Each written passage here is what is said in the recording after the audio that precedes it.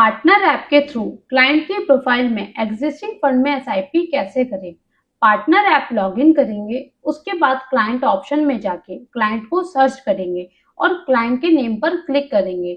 जैसे ही आप क्लिक करते हैं, क्लाइंट का डैशबोर्ड ओपन हो जाएगा। ड्रॉप डाउन में पोर्टफोलियो पर क्लिक करना है। पोर्टफोलियो में आपको कैटेगरी शो होंगी। कैटेगरी पर आपको क्लिक करना है। जिस एग्जिस्टिंग फंड में आपको एसआईपी करना है उस पर क्लिक करेंगे और एसआईपी पर क्लिक करेंगे। नेक्स्ट स्टेप में एक्सचेंज सिलेक्ट करना है। यहाँ हम बीएससी चूज करेंगे। उसके बाद क्लाइंट की प्रोफाइल सिलेक्ट करना है। जहाँ केवाईसी ऑलरेडी वैलिडेट शो होगा उसको सिंपली प्रोसीड कर देना है। RN 255645 सिलेक्ट करना है। स्कीम टाइप में ग्रोथ सिलेक्ट करेंगे। फ्रीक्वेंसी चूज करना है। अमाउंट एंटर करेंगे, जितने अमाउंट की एसआईपी स्टार्ट करना है। एसआईपी डेट नेक्स्ट मंथ की सिलेक्ट करेंगे। एसआईपी ड्यूरेशन में एसआईपी एंड डेट सिलेक्ट करेंगे। सिलेक्ट मैंडेट में मैंडेट आईडी सिलेक्ट करेंगे। पे फर्स्ट इंस्टॉलमेंट नाउ पर टिक करेंगे। प्लेस ऑर्डर पर क्लिक करना है।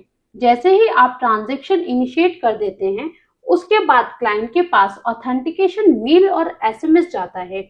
XSIP ऑथेंटिकेशन मेल में आपको दो ऑप्शन मिलते हैं, ऑनलाइन ऑथेंटिकेशन और URL लिंक। दोनों ऑप्शन सेम होते हैं, आप किसी पर भी क्लिक कर सकते हैं। जैसे ही आप क्लिक करते हैं, एक पेज ओपन होता है जहां अपसाइड में सिलेक्ट का ऑप्शन होता है।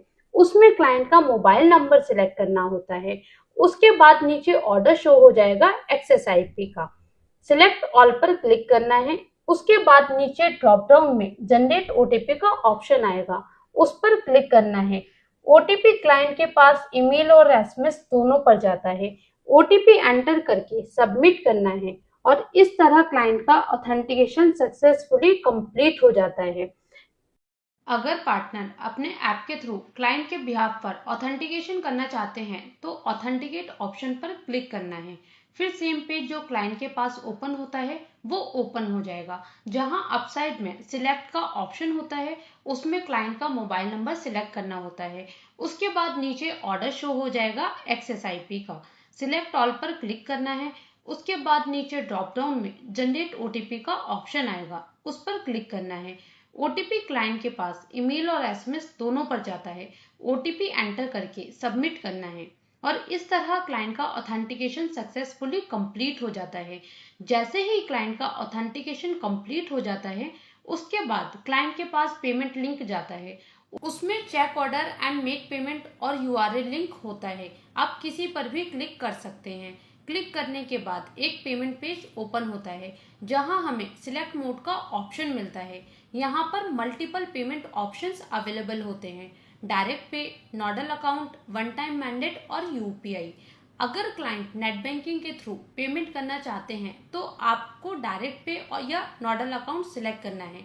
उसके बाद बैंक सिलेक्ट करना है, अकाउंट नंबर सिलेक्ट करना है, फिर इनिशिएट पेमेंट पर क्लिक करना है, फिर पेमेंट रिक्वेस्ट पर क्लिक करना है। कुछ सेकंड उस पेज पर होल्ड करना है। उसके बाद नेट बैंकिंग का पेज ओपन हो जाएगा।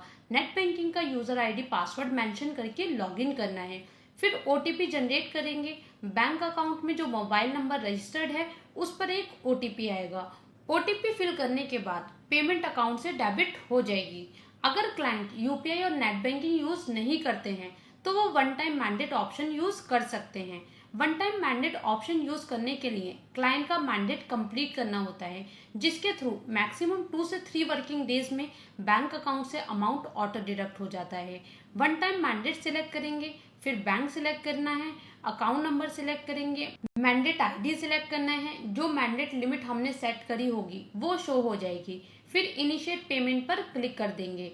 उसके बाद मैक्सिमम 2 से 3 वर्किंग डेज में बैंक अकाउंट से अमाउंट ऑटो डिडक्ट हो जाएगा। अगर क्लाइंट यूपीआई के थ्रू पेमेंट करना चाहते हैं तो यूपीआई ऑप्शन सिलेक्ट करना है, बैंक सिलेक्ट करना है, अकाउंट नंबर सिलेक्ट करना है।